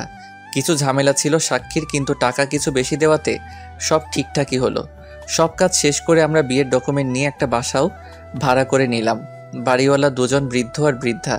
আমাদের বিয়ে কতদিন যাবৎ হয়েছে জিজ্ঞাসা করলো আপু। বুদ্ধি করে কিছু মিথ্যা লাগিয়ে বলল, আমরা লুকিয়ে বিয়ে করেছি আজকেই। আর কিছু ইমোশনাল কথা বলাতে বাড়িওয়ালা রাজি হয়ে গেল। আমরা অগ্রিম মাসের ভাড়া দিয়ে রুমে উঠলাম। তখন বাড়িওয়ালা ভদ্রলোক বলল, আর শোনো বাবারা, এই রুমে আগে দুজন থাকতো, 6 মাসে থাকার পর বাসা ভাড়া না দিয়ে চলে যায়, কিন্তু যাওয়ার সময় সব রেখে যায়। তোমরা এগুলো ব্যবহার করতে পারো। যাক, খুব ভালো হলো। বিছানা থেকে শুরু করে রান্নার প্রয়োজনীয় সবই আছে। মেঘনা চাইতেই জল। আপিও খুব খুশি হলো। বাড়িওয়ালা চলে গেল। আমি আর আপু বিছানায় বসে আছি। না চাইতেও আমার চোখ দিয়ে জল এসে পড়েছে। কি থেকে কি হয়ে গেল। সত্যি বলতে আমার বিয়ে নিয়ে অন্যরকম একটা স্বপ্ন ছিল। সামান্য কিছু সুবিধার জন্য বিয়ে করতে হলো, অথচ কালেমা থেকে কবুল বলা সবই কতটা দামি। কিরে, তুই কান্না করছিস কেন? কই কান্না করছি, চোখে হয়তো ধুলো গিয়েছে। আচ্ছা তুই রুমে থাক, তাহলে আমি ফ্রেশ হয়ে আসি। আপু চলে গেল ফ্রেশ হতে। আমি বিছানায় বসে বসে ভাবছি, আজকের রাতটা আমার বাসর রাত। আপু গোসল করে আসছে। আপুর ভেজা চুলগুলো একটা তোয়ালে দিয়ে বাঁধা। কানের পাশের কিছু চুল থেকে টপ টপ করে পানি পড়ছিল। আপুকে এই অবস্থায় দেখে আমি পুরো শক খেলাম। কিরে, তুই কি দেখিস অমন করে? মনে হয় আজকে তুই প্রথম দেখছিস আমায়। যা গোসল করে আয়। যাচ্ছি। আমি গোসল করে আসলাম। এসে দেখি আপু তার চুল ছেড়ে দিয়েছে শুকানোর জন্য। আপুর এত বড় চুল আমি তো বুঝতেই পারিনি। এর আগে আপুকে যতবার দেখেছি আমি কখন আপুর চুল দেখিনি। আজ দেখে আমি পুরো অবাক। এত পড়াশোনা করে আপু কেমন করে তার চুল সামলাতো? আপু একটা কথা বলি। বল। আচ্ছা আপু, তুমি কেমন ছেলেকে বিয়ে করতে চাও? তোর মতো ছেলেকে? আমি এগুলো নিয়ে ভাবিনি কখনো। সত্যি কথা হলো, আমি মেডিকেল কোর্স শেষ করে বিয়ে করতে চাই। তার আগে এগুলো নিয়ে ভাবতে চাই না। ও আচ্ছা। আচ্ছা দেখ রবিউল, এখন তো এই বাসায় আমরা কমপক্ষে 1 মাস থাকবো। আর যেহেতু আমরা এখানে স্বামী স্ত্রী হয়ে বাসা ভাড়া নিয়েছি, তাই তুই আমাকে টোটালি আপু বলা অফ কর। সবসময় তুই আমাকে নাম ধরেই ডাকবি। আপু আর নাম ধরে ডাকতে গেলে দেখবি গুলিয়ে ফেলবি। এখানে আমাদের না চাইলেও স্বামী স্ত্রীর মতো অভিনয় করতে হবে। আর সেটা না করলে ধরা খেলে আবার পুলিশও দিতে পারে। এখানকার মানুষ অনেক সচেতন। তো এখন থেকে আমি তোকে তুমি করে বলবো, আর তুই আমাকে নাম ধরেই ডাকবি, ঠিক যেরকম স্বামী স্ত্রীরা কথা বলে। আপুর কথা শুনে ভালোই লাগলো। নিজেকে সত্যি সত্যি জামাই মনে হচ্ছিল। কিন্তু তুমি আবার কিছু মনে করবে না, বলবে না তো যে বেয়াদবি করছি? আরে পাগল তুই, আমিই তো বলছি সব করতে। বিপদের জন্যই তো আমরা এসব করছি। আচ্ছা মৌ, খুব ভালোবাসা মিশিয়ে আপুকে নাম ধরে বললাম, রাতের বেলায় আবার বাড়িওয়ালা আসলো আমাদের রুমে। তোমাদের নামই তো ভালো করে জানা হলো না। আন্টি, আমার নাম রবিউল আর ওর নাম মৌ। ও আচ্ছা, তোমাদের খুব ভালো মানিয়েছে, কিন্তু দোয়া করি তোমরা অনেক সুখী হও। এই যে তোমাদের জন্য রাতের খাবার নিয়ে আসছি। এখন তো আর কিছু রান্নাও করতে পারবে না, আর হোটেলও বাসা থেকে অনেক দূরে। তোমরা দুজন মিলে খাবার খেয়ে নিও, আমি আসি তাহলে। আচ্ছা আন্টি। যাক, ভালোই হলো, খুব ক্ষুধা লেগেছিল আমার। আচ্ছা মৌ, চলো আমরা খেয়ে নেই তাহলে। তোমাকে কি খাইয়ে দিতে হবে? আপু আমার দিকে খুব অবাক হয়ে তাকালো। তুই এমন করে কথা বলছিস কেন? কেমন করে বলি? এমন ভাবে বলছিস যেন আমরা সত্যি সত্যি স্বামী স্ত্রী। থাক থাক, কথায় আছে তো, কান আর ভালো করতে নেই। তুমি বললে যেন আমরা স্বামী স্ত্রীর মতন থাকি, আর এখন বলছো আমি কিভাবে কথা বলছি। আর তুমি নিজেই বললে স্বামী স্ত্রীর মতন অভিনয় করতে। হ্যাঁ বলছি তো। তো এখন তুমি আমাকে তুই করে বলছো কেন? সরি, আসলে সারা জীবন তুই করে বলেছি তো, তাই আর কি। আচ্ছা, এরপর থেকে আর হবে না। সরি, তুমি রাগ করো না। আমি তুমি করেই বলবো, কিন্তু দয়া করে এর ফায়দাটা নিও না। যদি কোনো রকম ফায়দা নিতে চাও তাহলে আমি তোমার মাথা ফাটিয়ে দেব। কি ভয়ঙ্কর মেয়ে রে বাবা। আরে, তুমি কি আমাকে ওই ধরনের ছেলে ভাবো? না, সেটা ভাবি না, কিন্তু ছেলে বলে কথা। মৌ, তুমি আমার চরিত্র নিয়ে কথা শোনালে। হয়েছে, এখন আর রাগ আর ঝগড়া করতে হবে না। চলো এখন আমরা ঘুমিয়ে পড়ি। এখনই ঘুমিয়ে পড়বো? কেন? না ঘুমিয়ে কি করব আমরা? ফোনে তো সিম নেই যে একটু অনলাইনে যাব। তাই বলে বাসর রাতে ঘুমানো কি ঠিক হবে? বাসর রাত মানে? আরে দেখো, আমাদের বিয়েতে কোনো ভেজাল নেই। পিওরভাবেই বিয়ের সব কাজ সম্পূর্ণ করেছি আমরা। ইসলামী শরীয়ত মেনেই তো বিয়ে করেছি। সেই হিসেবে আমাদের তো বাসর রাতই আজকে। চলো না মৌ, সকল নিয়ম ভেঙে ফেলি আমরা। আমার কথাগুলো শুনে এক মুহূর্তে আপুর চোখে ভয় চলে আসলো, যদিও কথাগুলো আমি সব বলছি মজা করে। রবিউল, তুমি প্লিজ এসব বলো না। আমি তোমাকে আমার চেয়েও বেশি বিশ্বাস করি। আমি জানি আমি ভুল করলেও তুমি কোনো ভুল করবে না। সরি, আমি তোমার সাথে একটু মজা করেছি। আপুর নাম ধরে ডাকতে আমার খুব লজ্জা লাগে, কিন্তু তবুও অভ্যাস করে নিতে হবে, কারণ অন্য কেউ আপুর ডাক শুনে ফেললে আবার ঝামেলায় পড়তে হবে। আচ্ছা চলো আমরা তাহলে এখন ঘুমাই। সারাদিন তো অনেক ধকল গেল আমাদের উপর দিয়ে, কিন্তু বিছানায় যেতেই হলো। আর এক বিপত্তি, দুজন আমরা এক বিছানায় ঘুমাবো। এই তুমি আমার সাথে ঘুমাবে কেমনে? তুমি নিচে ঘুমাও, আমি বিছানায় ঘুমাবো। আমাকে দিয়ে এত কিছু করিয়ে তুমি কি আমাকে নিচে রাখতে চাচ্ছ? আর এই ঠান্ডায় আমি ফ্লোরে ঘুমালে কালকে আমাকে কবর দিতে হবে। তাও ঠিক। একটা কাজ করো, বিছানার মধ্যে বালিশ দাও, আমি ওপাশে আর তুমি ওপাশে ঘুমাও। আচ্ছা ঠিক আছে। আপু আর আমি শুয়ে আছি। গত 24 ঘন্টায় কত কিছুই না ঘটে গেল। কল্পনায়ও এগুলো কখনো আমার মাথায় আসতো না। কিছুদিন আগেও যাকে হারানোর ভয়ে আটকে উঠেছিল আমার অবচেতন মন, আর আজকে তার সাথে এক বিছানায় রয়েছি। আবার হয়তো 1 মাস পর কোথায় থাকবো সেটা সৃষ্টিকর্তাই ভালো জানে। অনেক চেষ্টা করেও আমার ঘুম আসছিল না। আপুর দিকে একটু তাকাতেই দেখি আমি গভীর ঘুমে আছি। এত তাড়াতাড়ি ঘুমাই কেমনে মানুষ? আপুকে নিষ্পাপ লাগছিল ঘুমন্ত চেহারায়। আপুকে দেখে একটু লোভ হচ্ছে। আপুকে যদি একটু স্পর্শ করতে পারতাম। কী সব ভাবছি রাতে আমি। আপুকে নিয়ে ভাবতে ভাবতে ঘুমানোর জন্য খুব সুন্দর একটা স্বপ্ন দেখলাম। সকালবেলায় আপুকে দেখে স্বপ্নের কথা মনে হতেই আমার লজ্জা লাগছিল। রাতে স্বপ্ন দেখেছি আপু আর আমি শুয়ে আছি। আমি কোনো একটা কারণে রাগ করেছি। এই রবিউল, তুমি আমার উপর রাগ করে আছো কেমনে? তবু আমি কোনো কথা বলছি না। আপু বারবার আমার সাথে কথা বলার চেষ্টা করছিল। আমি চুপ করে আছি।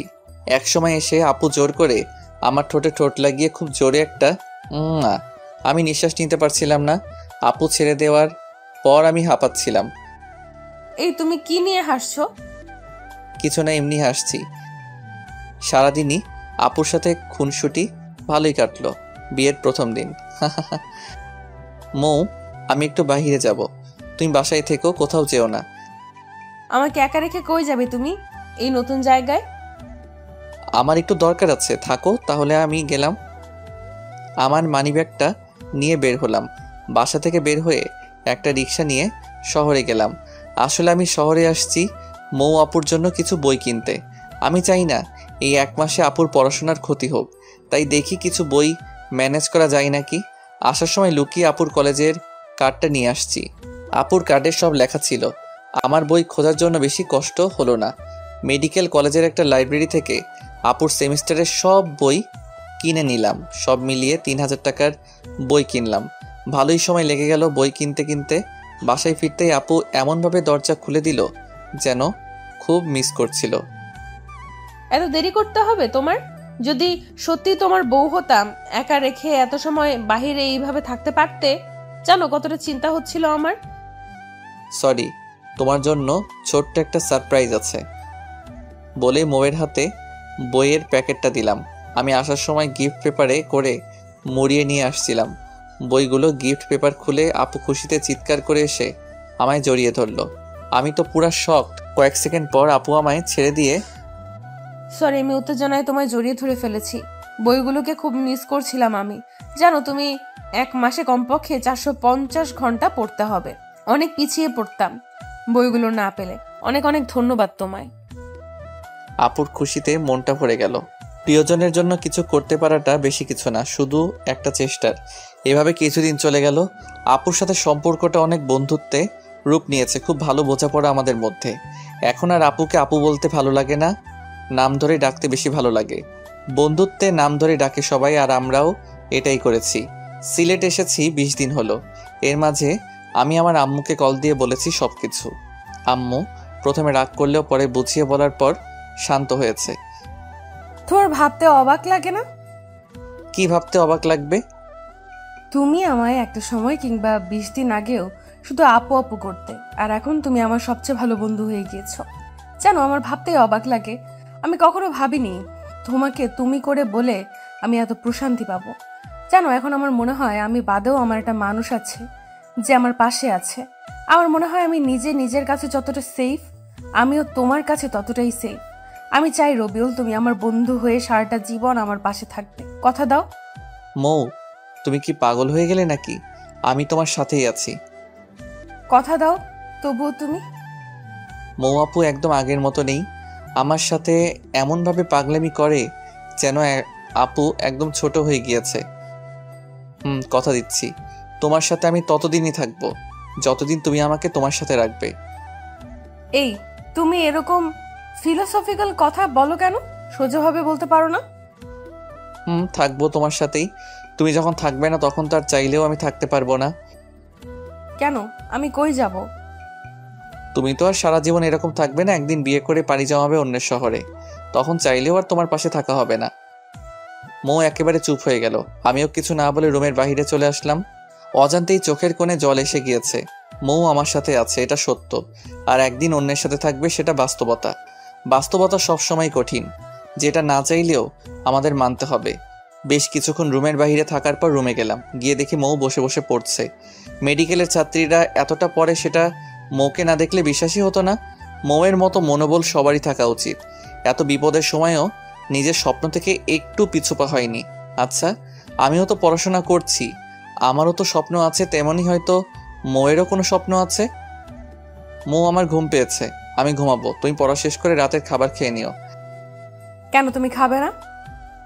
আমার ক্ষুধা নেই, তুমি খেয়ে নিও। তুমি না খেলে আমিও খাবো না।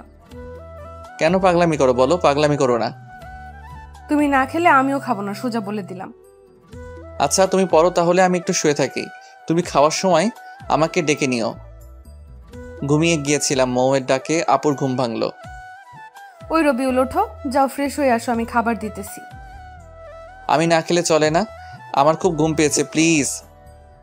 এই তুমি উঠবে নাকি আমি পানি ঢেলে দিব? উঠছি। ইচ্ছে না থাকা সত্ত্বেও ফ্রেশ হয়ে আসলাম। মৌ খুব ভালো রান্না করতে পারে। প্রথম কয়েকদিন আমি হোটেলে থেকে খাবার আনলেও পরে মৌ বুঝতে পারে যে আমি বাইরের খাবার খেতে পারি না। তারপর থেকে মৌ রান্না করে। খাওয়া দাওয়া শেষ করে আমি আর মৌ একসাথে ঘুমিয়ে পড়লাম। সকালে মৌয়ের ডাকে ঘুম ভাঙলো। রবিউল, ওঠো, ফ্রেশ হয়ে আসো, আজকে কিছু কেনাকাটা করতে হবে আমার। আমি ফ্রেশ হয়ে আসলাম। তারপর নাস্তা করে রিকশায় করে আমি আর মৌ মার্কেটে যাচ্ছি। হুট করে রিকশাওয়ালা মামা বলে উঠল, একখান কথা কই, কিছু মনে করবেন না তো? বলো মামা, মনে করবো কেন? আপনাদের তো এই এলাকায় আগে দেখিনি, আপনারা কি নতুন আসছেন এই এলাকায়? মামা, আমরা নতুন আসছি। আচ্ছা মামা, আপনারা কি নতুন বিয়ে করছেন তাই না? কিন্তু কেন? না, এমনিই জিজ্ঞেস করলাম। আপনাদের খুব ভালো মানিয়েছে। রিক্সাওয়ালার কথা শুনে মৌয়ের মুখটা লজ্জায় লাল হয়ে গেল। একটা শপিং মলের সামনে আমরা দুজন নেমে পড়লাম। কিছু কাপড় কিনলো মৌ, সাথে আমাকে দুটো টি শার্টও কিনে দিল। কেনাকাটা শেষ করে বাসায় ফিরছিলাম, কিন্তু হুট করে মৌ রিক্সা থামাতে বলল, চলো চা খাবো। সিলেটে এসে যদি এখানকার চাই না খাই তাহলে সিলেট থাকাটাই বৃথা। যদিও আমি চা খাই না, তারপরও দুজন মিলে স্পেশাল চা খেয়ে নিলাম। তারপর দুজন কিছুক্ষণ ঘুরে বাসায় চলে আসলাম। বাসায় এসে আমার মাথা ঘোরাচ্ছিল, আমি শুয়ে পড়লাম। মৌ ফ্রেশ হয়ে পড়তে শুরু করলো। এই মেয়েটা কি পড়া বাদে কিছু বোঝে না? আমার তো মুড হতেই 30 মিনিট লাগে পড়তে বসার সময়, আর মৌ সুইচের মতো অন অফ হয়ে যায়। যখন মন চায় পড়ার মুড অন হয়ে যায়। দেখতে দেখতে চলেই গেল 1 মাস। আজকে 1 মাস পূর্ণ হয়ে গেল আমার আর মৌয়ের সিলেট আসার। শহর থেকে আমি আজকে একটা সিম কিনে এনেছি। আজ 1 মাস পর ফোনে সিম ভরছি। ফোন কাস্টমাইজ করে ডাটা অন করে ফেসবুকে লগ ইন করলাম। আম্মুকে কল দিলাম। আসসালামু আলাইকুম আম্মু। ওয়ালাইকুম আসসালাম। কেমন আছো আম্মু তোমরা? এই তো বাবা, আমরা ভালোই আছি। তোরা কেমন আছিস? আজকে সাগরের পরিবারের সবাই আমেরিকায় চলে গেল। সাথে মৌয়ের সাথে সাগরের বিয়েও ভেঙে দিয়েছে। বলো কি আম্মু, তাহলে তো আমরা কালকে চলে আসবো। কতদিন তোমাদের দেখি না। আচ্ছা বাবা, সাবধানে থাকিস। আর শোন বাবা, মৌয়ের বাবা কিন্তু খুব রেগে আছে। আচ্ছা আম্মু, সেটা নিয়ে চিন্তা করতে হবে না, মৌই ওর বাসা সামলাবে। তারপর ফোন কেটে দিলাম। মৌ, শুনছো তুমি? হ্যাঁ বলো, ডাকছো কেন? একটা গুড নিউজ আছে। কি নিউজ শুনি? তোমার সাগর ভাইয়ের পরিবারের সবাই আমেরিকা চলে গিয়েছে, আর যাওয়ার আগে তোমার আর সাগরের বিয়ে ভেঙে দিয়েছে। মৌ শুনেই তো খুশিতে চিৎকার দিয়ে এসে আমায় জড়িয়ে ধরলো। কয়েক সেকেন্ড পর, সরি রবিউল, কিছু মনে করিস না। খুশিতে আমার মাথাটাই ঠিকভাবে কাজ করেনি। চল সবকিছু গুছিয়ে নেই, আমরা কালকেই ঢাকা চলে যাব। সবকিছু গুছিয়ে নিলাম। কোনোরকম ভাবে রাতটা পার করেই সকালবেলা বাড়িওয়ালা কাকা কাকির থেকে বিদায় নিয়ে বের হয়ে পড়লাম। আমি আর মৌ দাঁড়িয়ে আছি স্টেশনে। প্রচণ্ড শব্দ আর ভিড়। কোনোরকম ভাবে আমি দুটো টিকিট কিনে নিলাম। 9টা 20 বাজে, 10টায় রেল আসবে। দুজন মিলে বসে আছি আর রেলের জন্য অপেক্ষা করছি। আজকে মনে মনে ভাবছি রেল যেন 10 মিনিট পর আসে। আমি খুব ভালো করেই জানি বাসায় যাওয়ার পর হয়তো আর এভাবে মৌয়ের কাছাকাছি থাকা হবে না। একেই বলে ভাগ্য। আজকে সময়ের 2 মিনিট আগেই রেল আসলো। খুব ইচ্ছে করছিল মৌকে নিয়ে এই শহরে থেকে যেতে, কিন্তু বাস্তবতা সেটা কখনোই মেনে নিবে না। ইচ্ছে না থাকা সত্ত্বেও মৌকে নিয়ে রেলে উঠলাম। কি তোমার কি মন খারাপ নাকি? না, মন খারাপ থাকবে কেন? অনেকদিন পর বাসায় যাচ্ছি, মন খারাপ হবে কেন বলো? কিন্তু 1 মাসে এই জায়গাটার মায়ায় পড়ে গিয়েছিলাম, তাই একটু মিস করছি। আমিও মিস করছি। আচ্ছা মৌ, তোমার কি মনে হয় বাসা থেকে কি রিয়াক্ট করতে পারে? আমাকে কি কিছু বলবে কাকা কাকি? আমি খুব ভালো করেই জানি, যাই হয়ে যাক না কেন তোমায় একটা কথাও শোনাবে না, কারণ এখানে তোমার কোনো দোষ নেই। আমি প্রাপ্ত বয়সী হয়ে আমার নিজের ইচ্ছেতেই আমি তোমার সাথে বাসা ছেড়েছিলাম। কথায় আছে না, অল্প শোকে কাতর অধিক শোকে পাথর। ঠিক বলছো। আজকে আর মৌ ঘুমালো না। হয়তো বাবা মাকে দেখার জন্য মনটা অস্থির হয়ে গিয়েছে। মৌকে আমি আস্তে আস্তে খুব বেশি মিস করছি। আর কয়েক ঘন্টা পর মৌ হয়তো আর এতটা কাছে থাকবে না। রেল ঢাকার স্টেশনে থেমে গিয়েছে। চলো, আমরা এসে গিয়েছি। চলো। রেল থেকে নামলাম। এখান থেকে আমরা আপাতত আলাদা হয়ে যাই। আমি কিছুটা মন খারাপ করে বললাম, আচ্ছা ঠিক আছে। আমি স্টেশনে দাঁড়িয়ে আছি। মৌ একটা রিক্সা নিয়ে চলে যাচ্ছে। মৌ চলে যাচ্ছে, কিন্তু কেন যেন মনে হচ্ছে আমার সবকিছুই নিয়ে যাচ্ছে। চোখের কোণে জল এসে পড়ছে। হাতের উল্টো পিঠ দিয়ে জল মুছে একটা বড় করে দীর্ঘশ্বাস নিলাম। ছেলেদের কান্না করতে নেই, এগুলোর কোনো মূল্য নেই। আমি অনেকক্ষণ পর রিক্সা নিয়ে বাসার উদ্দেশ্যে রওনা দিলাম। বাসায় আসতে আম্মু এসে আমাকে জড়িয়ে ধরে কান্না করে দিল। তুই কেমনে আমাদের ছেড়ে এতদিন ছিলি? জানিস আমি আর তোর বাবা কত চিন্তা করেছি। আমি আমার ভুলটা বুঝতে পারলাম। প্রত্যেকটা সন্তান তার বাবা মায়ের কাছে কতটা প্রিয় সেটা হয়তোবা আমরা বাবা কিংবা মা না হওয়া অবধি বুঝতে পারবো না। অনেকদিন পর বাবা মার সাথে রাতের খাবার খেলাম। পৃথিবীতে যত রান্নাই হোক না কেন, মায়ের হাতে রান্নার উপরে কিছুই নেই। খুব তৃপ্তি নিয়ে খেলাম। খাওয়া দাওয়া করে রুমে চলে আসলাম। মনে মনে মৌয়ের উপর খুব রাগ হচ্ছে। মেয়েটা কতটা স্বার্থপর, একটা কলও দিল না। আর আমি কিনা এই মেয়েটার জন্য 1 মাস বাসা ছেড়ে দিলাম। খুবই রাগ হচ্ছিল মৌয়ের উপর। আমি রুমে শুয়েছিলাম, একটু পরই বাসায় কথা শব্দ শুনতে পেলাম। কোনো আত্মীয় আসছে হয়তো বা, কিন্তু সেদিকে আমার কোনো মাথা ব্যথা নেই। একটু পর আমাকে আম্মু এসে ডাক দিল। আমি গিয়ে দেখি মোয়ের আব্বু আম্মু আসছে। আচ্ছা রবিউল, তুমিও তো একবার বলতে পারতে নাকি? আমরা তো তোমাদের বাবা মায়ের মতনই। আমি তো কাকার কথার কিছুই বুঝতে পারছি না। কি বলছেন কাকা? আমি কিছুই বুঝতে পারছি না। হয়েছে বাবা, যা হওয়ার তা তো হয়েই গিয়েছে। এখন আর ওইসব নিয়ে কথা বলে কিছু যাবে আসবে না। তো বিআই সাহেব বলেন কবে বিয়ের ডেট দেবেন? আমরা কিন্তু একটু দেরি করতে চাচ্ছি না। আর রবিউলের সাথে বিয়ে হলে তো অনেক ভালোই হবে, সারা জীবন আমাদের কাছেই থাকতে পারবে। আচ্ছা বেয়াই, তাহলে দেরি করতে হবে না। আর আগামী শুক্রবারই বিয়ের তারিখ তাহলে ঠিক রইল। আচ্ছা বিআই সাহেব, আমরা তাহলে এখন উঠি। উঠবেন মানে? মিষ্টিমুখ না করে কোথাও যেতে পারবেন না। কই গো রবিউলের আম্মু, দাও বেয়াই বেইনকে মিষ্টি দাও। মৌয়ের বাবা চলে গেল। কিছুই বুঝতে পারছি না কি হচ্ছে সব। 10 মিনিট পরই মৌ আমাকে কল দিল। সরি, আমি তোকে আর কল দিয়ে কিছু বলতে পারিনি। বলবো কেমন করে আর? বাসায় এসেই দেখি আব্বু আম্মু আবার নতুন করে তোর সাথে বিয়ে নিয়ে কথা বলছে। আমি না করতেও বাজারে চলে গিয়েছে। বাজার থেকে মিষ্টি কিনে নিয়ে নাকি তোমাদের বাসায় যাবে, বিয়ে নিয়ে নাকি কথা বলার জন্য। কাকা কাকি আসছিল, আমাকে কিছু বলার সুযোগই দিল না। বিয়ের তারিখ ঠিক করে চলে গেল। বলো কি তুমি? তোমার বাবা মাও রাজি হয়ে গিয়েছে, তুমি কিছু বলো নাই কেন? আমি আর কি বলবো, আমার কাছে কেউ তো কিছু শুনলই না। আচ্ছা, তুমি একটু কাল আমার সাথে দেখা করতে পারবে? পারবো। কোথায়, কখন? বিকেল 4টায় লেক পারে চলে এসো। মৌ কলটা রেখে দিতে আমি তো লুঙ্গি ড্যান্স দেওয়া শুরু করে দিলাম। মেঘনা চাইতেই বৃষ্টি। এখন মৌ যত যাই করুক, আমি কোনোভাবেই ওর বিয়ে ভাঙতে পারবো না। ও সরি, ওর বিয়ে বলতে আমাদের বিয়ে। এর আগে মৌয়ের বিয়ে ভাঙতে হেল্প করছি আমি, কিন্তু এখন আর মৌয়ের বিয়ে ভাঙার মতো কেউ নেই। খুব ভালো লাগছে, তবু একটু ভয় আছে, কারণ মৌয়ের মাথায় যে বুদ্ধি, কালকে কিছু একটা আবার উল্টাপাল্টা বুদ্ধি বের করতে পারে। সত্যি কথা হলো যে আমি ভালোবাসি, মৌকে ভালোবাসি, খুব ভালোবেসে ফেলেছি। যেদিন মৌকে বিয়ে করেছিলাম সিলেট থাকাকালীন, আমি সেদিন থেকে আমি আর মৌকে আপুর চোখে দেখিনি। আমি মনে প্রাণে মৌকে বউ হিসেবে সম্মান করেছি, ভালোবেসেছি, কিন্তু মৌকে কখনো বলিনি কিংবা বুঝতেও দেয়নি। বাসা আসার পর হয়তো ভেবেছিলাম মৌকে হারিয়ে ফেলবো, কিন্তু দিন শেষে আমরা যতই চেষ্টা করি না কেন, উপরে একজন আছেন, সে যখন দিবেন তখন আর কিছুই লাগবে না। পরের দিন বিকেলে গেলাম মৌয়ের সাথে দেখা করার জন্য। যাওয়ার সময় মৌয়ের কিনে দেওয়া পাঞ্জাবি পরে গেলাম। লেক পাড়ে গিয়ে দেখি মৌ আগে এসে উপস্থিত। মৌ আজকে একটা সাদা রঙের ড্রেস পরে আসছে, খুব মানিয়েছে মৌকে ড্রেসটাই। কেমন আছো? আমার আর ভালো থাকা, তুমি তো দেখছোই একটার পর একটা বিপদ ছাড়ছে না আমাকে। একটা ভালো আইডিয়া দাও তুমি, তাহলে কি করব আমি এখন? একটা কথা বলি তোমাকে, তুমি যদি রাগ না করো। আচ্ছা বলো, রাগ করব না। না, কথা দাও রাগ করবে না। আর সাথে যা বলার তুমি আমার কথা পুরোটা শোনার পর বলবে। বলো। দেখো, বিয়ে তো একদিন তোমার কিংবা আমার করা লাগবেই। আর আমি তো ছেলে হিসেবে খারাপ না, তো তুমি চাইলে আমাকেই বিয়ে করে ফেলো। বিয়ে করার পর তো কাকা কাকি তোমাকে আর প্রেশার দিতে পারবে না, আর জুনিয়র বর পাওয়া অনেকটা ভাগ্যের। তোমার কথা বলা শেষ? বলা শেষ। থাকো তুমি তোমার আইডিয়া নিয়ে। তোমার থেকে এই আইডিয়া অন্তত আশা করিনি। আর আমি তোমাকে কখনোই স্বামী হিসেবে মানতে পারবো না। রাগ দেখিয়ে চলে গেল। যতই রাগ করো মৌ, এখন আর কোনো উপায় নেই। বউ হিসেবে তুমি শুধু আমারই হবে। রাতে মৌয়ের কল দিয়েছো কেন? তখন তো কিছু না বলে রাগ দেখিয়ে চলে আসলে। আমি কি বিপদে নেই?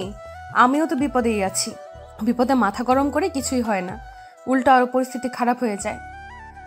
আমি একটা আইডিয়াই তো দিয়েছিলাম, তুমি ভালো কিংবা খারাপ কিছু একটা বলতে পারতে, আর সেটা না করে রাগ দেখিয়ে চলে আসলে। তুমি আর আমি হয়তো ঠিক ছিলাম, আমরা 1 মাস এক বিছানায় থেকেও দুজন কি স্পর্শ পর্যন্ত করিনি, কিন্তু সমাজ এটা মানবে না। দিন শেষে আমরাও সমাজের নিকট দায়বদ্ধ। এখন যদি আমাদের বিয়েটা না হয়, তাহলে কাকা কাকি আর আমার বাবা মা স্বাভাবিকভাবে এলাকায় বসবাস করতে পারবে না। এক একজন এক এক রকমের কথা শোনাবে। তখন তাদের অবস্থাটা কি হবে তুমি বুঝতে পারছো কি?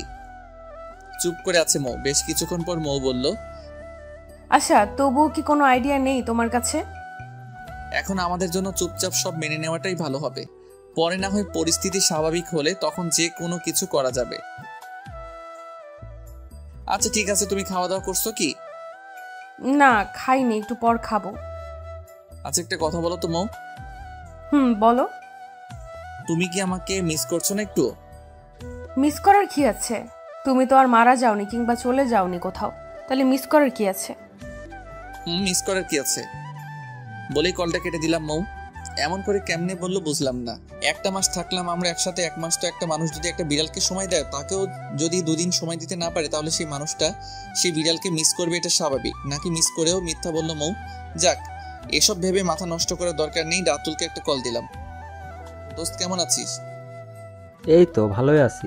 তুই কি এই গ্রহে আছিস? আমি তো শুনলাম তুই মঙ্গল গ্রহে চলে গেছিস।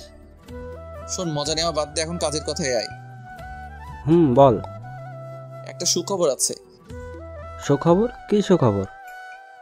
আগামী শুক্রবার আমার আর মৌয়ের বিয়ে। কি বলিস মামা, তুই যে খবর শোনালি আমার তো এখনই নাচতে মন চাচ্ছে। বাসায় অনেক কাজ করতে হবে, আমার তো তেমন কোনো কাজই নেই, তাই তুই কালকে চলে আয়, আব্বু তোকে আসতে বলেছে। আচ্ছা, আমি কালকেই আসতেছি। দেখতে দেখতে শুক্রবার এসে গেল। আমার খুব লজ্জা লাগছে, কেন যেন নিজেকে খুব স্পেশাল লাগছিল। কত আয়োজন, কত সাজ, সব আমারই জন্য। সময় যেন থেমে যাচ্ছে, একদম যাচ্ছে না। এর মাঝে মৌয়ের সাথে কয়েক দফা কথা হয়েছে। অনেক বোঝানোর পরও একই কথা, আমাকে বিয়ে করলেও স্বামী হিসেবে মানতে পারবে না। যাই হোক, বিয়ে হয়ে গেলে আমার ভালোবাসা ওকে নিজের করে নিব। মৌ আবার পালাতে চেয়েছিল, তাতে বুঝতে পারছি সুখ আর শোক একসাথে পেতে চলেছি। সব আয়োজন শেষ করে দ্বিতীয়বারের মতো কবুল বলছি। মনে মনে খুব হাসছি। দুবার বিয়ে করে ফেললাম মৌকে। এতক্ষণ মৌকে আমি দেখতে পারিনি, এখন আমার পাশে মৌকে আনা হয়েছে। বিয়ের সাথে মৌকে এত ভালো লাগছে যে সেটা আমি লিখে বা বলে প্রকাশ করতে পারবো না। বিয়ের সব কাজ শেষ করে এখন ফেরার পালা।